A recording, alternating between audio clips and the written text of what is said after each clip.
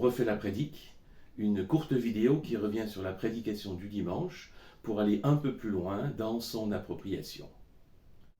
Dimanche, nous avons commencé une série de 4 prédications autour des 4 axes de notre projet d'église à Bouffémont. La série s'intitule « Comme des ambassadeurs » et fait référence au texte de 2 Corinthiens 5, verset 20, qui est au cœur de notre projet d'église. Et le premier axe, ce dimanche, nous invite à nous centrer sur la personne du Christ. Pour explorer ce premier axe, je me suis appuyé sur le début du chapitre 12 de l'Épître aux Hébreux, où une métaphore est développée, celle de la course antique, et qui compare le chemin de la foi à une course, et avec cette exhortation en particulier à garder les yeux fixés sur Jésus. Un peu comme les sprinteurs gardent les yeux fixés sur le but, sur la ligne d'arrivée, du début à la fin de leur course. Garder les yeux fixés sur Jésus, c'est dire qu'il est le but de notre vie, le modèle vers lequel tendre. L'objectif de notre existence en tant que croyant, c'est de lui ressembler.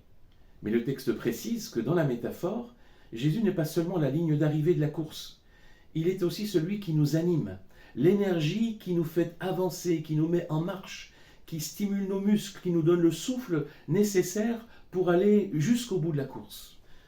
C'est pourquoi avoir une vie centrée sur la personne du Christ, c'est avoir le regard fixé sur lui et le cœur plein de sa présence.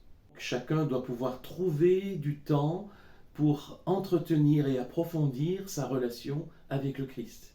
Et toute Église doit être le lieu où se vit l'amour du Christ, dans la relation les uns avec les autres, et dans l'amour et le service du prochain.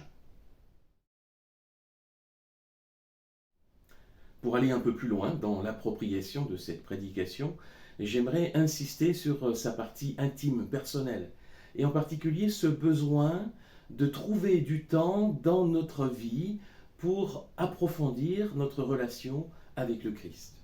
Avouons que c'est souvent un sujet de frustration pour le croyant, qui a du mal à réserver du temps pour méditer la Bible, pour prier, parce qu'il y a toujours 1000 autres choses à faire.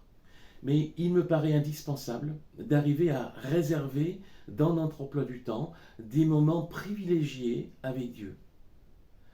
Et là, c'est à chacun de trouver ce qui lui convient. Il serait absurde de dire que pour tout le monde, pour tout chrétien, ça devrait être la même chose, sous la même forme, au même moment de la journée, à la même fréquence.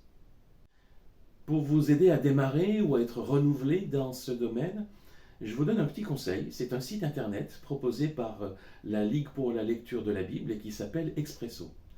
Ce site propose chaque jour un verset biblique tiré de la lecture de la Bible en 6 ans, et puis il y a une courte méditation, une courte prière ou un mot d'ordre qui est associé.